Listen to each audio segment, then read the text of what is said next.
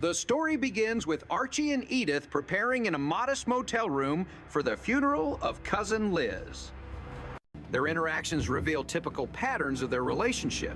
Archie complains about the atmosphere, the desk clerk's comments, and the adult film option advertised through the room phone system, while Edith tries to stay focused on dressing properly and managing her nerves. Archie examines the view and grumbles about seeing a few small cars in the parking lot, dismissing the room's price compared to the scenery.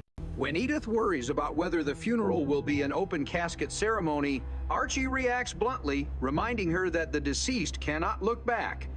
Their discussion touches on mortality regrets and the inability to tell people how wonderful they are before they die, but Archie brushes off sentiment. As they arrive at Veronica's apartment, where mourners gather, Edith mourns sincerely, while Archie immediately scans the surroundings for potential valuables, especially noticing a silver tea set. Veronica, composed but grieving, thanks guests for attending and apologizes if she does not speak much. Archie is impressed by some furniture and electronics, hinting that certain items could add to inheritance value. Edith focuses instead on the sentimental value of the tea set, explaining its long history in their family. She recalls how it was passed through several generations and represents heritage rather than monetary worth. Archie, however, whispers that antiques can sell for high prices. Soon, Veronica asks Edith to speak privately. In a quiet room, Veronica confesses that she and cousin Liz live together, not only as roommates, but as partners in a committed romantic relationship for 25 years. Edith at first misinterprets the emotional tone, assuming the two simply shared a close friendship, but gradually realizes Veronica refers to a deeper same-sex bond. Veronica worries about revealing this, afraid of judgment and of losing her job. When Edith understands, she reacts sympathetically and acknowledges it must have been very difficult to hide love for decades. She reassures Veronica that she deserves the tea set more than anyone because she shared her life with Liz longer and more intimately than blood relatives. Archie overhears fragments of the conversation and reacts with disbelief and discomfort. He tries to locate logic that will restore his worldview and argues the tea set legally belongs to Edith. When Veronica insists she cannot go to court because her livelihood is at risk, Archie realizes that pushing the matter would damage someone's career. He considers pressuring her, but ultimately decides not to. Edith, meanwhile, chooses to give Veronica the tea set. On the way out, Archie secretly slips a set of sugar tongs into his pocket, an act reflecting his difficulty letting go of control and value. A different story arc follows, involving a wedding between two elderly residents of the Sunshine home. Edith, always compassionate, offered their home as a venue. Archie resents this because he planned a fishing trip early the same morning. Edith refuses to cancel, arguing she promised to host, serve as matron of honor, designate Archie as best man, and even sing during the ceremony. Their argument expands into past grievances, including naming their daughter and choosing where to live. Archie eventually convinces Barney, their fishing companion, to delay departure using subtle blackmail about a past hotel scandal. Blanche, Barney's wife, overhears and reinforces the pressure. The wedding takes place in the bunker home with awkward charm. Edith dresses the bride, repeating the saying, "Something old, something new, something borrowed, something blue," and tries to find items to match. Archie corrals the nervous groom, who hides in the closet admitting fear as an 84-year-old bachelor. Archie counsels him by joking about marriage, emphasizing companionship, and poking fun at perceptions of masculinity. Edith sings too slowly, prompting Archie to switch to a more upbeat bridal march. The ceremony concludes successfully, and soon after, the newlyweds surprisingly join the fishing trip. Another major thread begins with Archie's ambition to open a new bar, Archie's Place. Believing he can improve his fortunes beyond factory work, he calls his boss to claim sickness despite Edith's fear he will lose his job. He arrives early at the bar and barks orders at Harry the bartender, complaining about a spring in a stool and insisting on blue toilet water. Harry reminds Archie he used to be a pleasant customer, but now behaves like a demanding boss. Feeling mistreated, Harry quits and leaves to work at McFeeney's Topless Bar down the street. Carlos, who assists at the bar, leaves as well. Archie panics because it is opening night. Edith, Gloria, and her husband Mike step up to help. Edith serves as hostess, Gloria waits tables, and Mike tends bar despite lacking experience. Customers arrive, including an anniversary couple, and the church organist plays piano, told by Archie not to play depressing music. Gloria fends off unwanted advances by inventing a dramatic story about an abusive husband and missing teeth. The comedic chaos builds as Archie improvises drink recipes without proper ingredients. Suddenly, Mr. Sanders, Archie's factory boss, appears. He confronts Archie about calling in sick and warns that running a bar requires financial expertise and will be difficult. Archie impulsively quits his factory job rather than apologize. Sanders warns him not to come back if the venture fails and leaves. Archie maintains bravado, insisting business will grow, even claiming he could open 2 bars someday. Over time, Archie's bar attendance fluctuates. A bill collector visits demanding nearly $3,000 in unpaid refrigeration fees, warning that equipment will be removed by Wednesday. Archie panics and invents excuses, including fake daughters with exaggerated ailments. The collector remains firm. As Archie's panic builds, Harry returns to mock him, bragging about topless crowds. Archie insists topless bars are immoral, claiming customers quickly tire of nudity. Stress increases, and someone casually offers Archie stimulant pills. They claim many workers use them to stay energetic. Archie denies dependency at first, then keeps them in his pocket just in case. He begins using them in moments of frustration, claiming they give energy. Soon his behavior becomes erratic. He stays awake late, painting the porch at 3 in the morning, waking neighbors and singing loudly. Edith pleads for rest, but Archie continues, insisting he finally has time to complete a long-promised task. Neighbors complain, but Archie dismisses them. Morning arrives, and Edith tries to feed him breakfast, but he refuses, claiming people eat too much. Gloria and Mike worry privately that the pills are affecting his behavior. At the bar, his hands shake slightly, his pacing quickens, and conversation becomes scattered. The jukebox music overwhelms him, and he grows irritated at minor inconveniences. Customers avoid confrontation and gradually drift out. Archie begins searching newspapers for business strategies and insists he needs an efficiency expert to organize the bar. He rehearses imaginary conversations about expansion, still dreaming about opening a second location. Meanwhile, his bar remains nearly empty. He becomes increasingly aggressive toward Barney, who continues using the restroom without buying drinks. Archie throws eggs at him again, symbolic of his inability to manage failure productively. As Wednesday approaches, Archie feels trapped. The thought of losing refrigeration equipment terrifies him. Without it, food and beer cannot be stored properly. When the collector returns, Archie's excuses escalate. He tries sympathy, humor, guilt, and threats. Nothing works. The collector presents deadlines unemotionally, leaving Archie to stew in dread.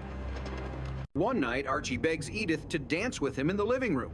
She refuses gently. He begins to tease her, loudly misreading her exhaustion as reluctance to have fun. He performs dramatic gestures, shouting at neighbors and urging applause. When Edith finally leads him upstairs, he collapses into his chair, drained from lack of sleep. This moment ends a cycle of manic behavior, leaving Archie vulnerable. Exhaustion settles. Silence becomes heavy. The story leans toward an impending confrontation between pride and reality. Edith's compassion remains constant. Even when dealing with Archie's flaws, she circles back to support and encouragement. As Archie returns to the bar once more, the emptiness becomes more noticeable. The stools remain vacant, the air feels still, and the jukebox sits silent as though waiting for better days. Archie wipes the same glass repeatedly, a gesture more symbolic than functional. He keeps pacing, glancing at the door, hoping customers might walk through it by chance. His face reflects forced optimism, but beneath the surface is growing worry. The stimulant pills push him into restless activity, but cannot create business. Barney soon arrives again, casually asking to use the restroom. Archie protests at length, arguing that frequent restroom visits without purchasing anything is unfair. The conversation escalates into comedic bickering, and Archie, still frustrated, throws an egg at Barney. The shell cracks, creating a mess that symbolizes the crumbling of Archie's composure. Barney reminds him gently that he was once friendly, yet now seems irritable and unfocused. Archie deflects responsibility, blaming the neighborhood competition and trends. Later, Harry returns from the topless bar to collect a bartender guidebook. He boasts about large crowds, high profits, and energetic staff. Archie dismisses topless entertainment as vulgar, repeating that after seeing 2 breasts, one has seen them all. Despite the insult, jealousy is clear behind his insults. Harry warns him that neighborhood bars are dying due to shifting tastes and economics. Archie insists morality will win in the long run, but the room answers quietly. As Archie grows increasingly obsessed with business trends, he reads articles about modern management. He quotes buzzwords out of context, insisting efficiency experts could optimize the bar. Mike and Gloria exchange worried glances, recognizing that Archie lacks sleep but refuses to acknowledge exhaustion.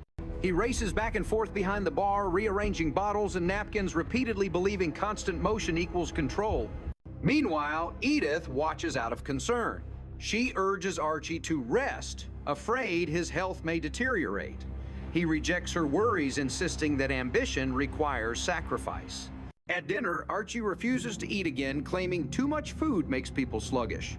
Edith gently leaves food in the oven just in case he changes his mind. The pills continue pushing him toward sleeplessness. At night, Archie bolts upright from his chair, grabs a paintbrush and bucket, and storms outside.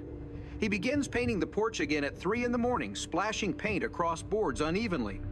Several neighbors open windows, angrily complaining about the noise. He interprets their frustration as encouragement, praising their enthusiasm. He sings loudly, attempting to bring Edith outside to dance. She tries repeatedly to convince him to stop, but he insists productivity must continue. Morning reveals an exhausted Archie slumped over the bar counter. He claims he has everything under control, yet his face is pale, marked by dark circles. Gloria and Mike watch him carefully, whispering that stimulant dependency may be present. Archie insists he could stop any time, yet his jittery movements suggest otherwise. That afternoon becomes particularly stressful. A brief wave of customers arrives, bringing momentary celebration. Archie rushes behind the bar, pouring drinks with exaggerated enthusiasm, telling jokes and offering discounts. The bar fills with laughter once more, and Archie's hope reignites. For several minutes, it feels like the bar might succeed. But as quickly as the customers arrive, they leave again for nearby entertainment. Archie stands alone, his excitement draining instantly. Hours later, the bill collector returns, informing Archie that refrigeration equipment will be removed soon if payment is not received. Archie pleads frantically, describing exaggerated family illnesses. The collector remains firm. He walks away, leaving Archie staring at the floor. Without refrigeration, the bar cannot function. Panic grows silently behind Archie's stern mask. Increasingly desperate, Archie rehearses speeches to imaginary crowds pacing behind the bar with forced confidence. He imagines giving orders to employees he does not have and serving customers who are not present. The empty room hears every word. His voice echoes back, exposing his loneliness. The stimulant pills continue pulling him toward manic energy. He begins calling friends at odd hours, asking for business advice, unaware of how irrational he sounds. Edith gently suggests medical checkups, but Archie dismisses her, claiming the body must obey the mind. The cycle repeats: restless nights, exhausted mornings, declining business denial. Barney visits again, prompting another argument. Archie makes jokes about his restroom habits, but the frustration behind the humor is clear. Eventually, Barney leaves, shaking his head, worried about his friend's mental state. Archie sighs heavily. For a moment, he stares at an empty glass, contemplating his reflection. At home, Edith prepares dinner quietly. Archie enters, exhausted, eyes drooping. Edith offers a gentle smile, reassuring him that trying counts even if results are uncertain. Archie wants to respond, but his voice falters. Instead, he sits silently, leaning back, allowing himself to breathe. Time passes quietly. Days blend. The bar continues struggling, and stimulant doses become irregular.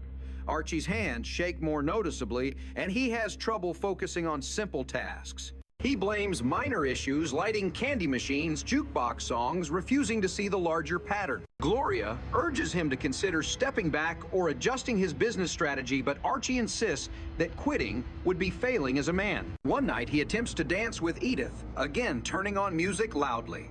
Neighbors shout for silence. Archie insists he just needs one night of celebration. Edith eventually pulls him inside, whispering that rest is more important than appearances. Later that week, the bar sits dimly lit chairs, stacked tables cleaned. Archie stands behind the bar, barely moving. He whispers softly to himself, repeating the phrase, "One bar could be two," though even he no longer seems convinced. He admits quietly that customers do not return as often as he hoped. He wonders aloud if he misjudged the neighborhood or misunderstood trends. The jukebox falls silent again. As he leans on the bar, Mike and Gloria arrive to check on him. They suggest gently that running a business requires rest, balance, and support. Archie tries to defend his decisions, but each argument collapses halfway. He finally confesses he is tired, though he will not admit exhaustion. They sit with him to keep him company, offering quiet comfort. He nods slowly, appreciating their presence without expressing gratitude. The following day, Edith returns to the bar alone while Archie sleeps upstairs in a small office. She looks around at the worn furniture, empty tables, and lonely glassware. She closes her eyes, imagining what Archie saw when he first dreamed of owning a bar, a place full of laughter, friendship, and pride. She quietly wipes counters, resets chairs, and leaves a note encouraging him not to give up. When Archie finally awakens, he finds the note and smiles faintly. He steps downstairs, looks around, and admits softly that maybe he needs to slow down. He considers limiting his hours, focusing on customer relationships, and offering simple promotions rather than chasing grand expansion. He takes a deep breath, marking the first sign of genuine reflection. However, reality remains challenging. The collector's deadline still approaches, and business remains inconsistent. Archie begins accepting that he might need help, though he struggles to ask. Meanwhile, Edith continues to serve as emotional support, reminding him quietly that failure does not erase effort. The cycle of stress continues, but Archie's outbursts become less severe. He laughs awkwardly about past egg-throwing incidents, realizing how irrational they sounded. His hands tremble less as he reduces pill usage. He even considers seeing a doctor, though he delays scheduling an appointment. Night falls over the neighborhood. The bar glows faintly. Archie stands behind the counter, turning off lights and locking doors. He whispers once more that maybe dreams need time to grow. He tucks the note from Edith into his jacket pocket and leaves the bar. This transitional moment marks a soft shift from denial toward awareness. The struggle continues, but Archie no longer charges blindly forward. Instead, he walks home quietly, step by step, with Edith's words echoing gently behind him.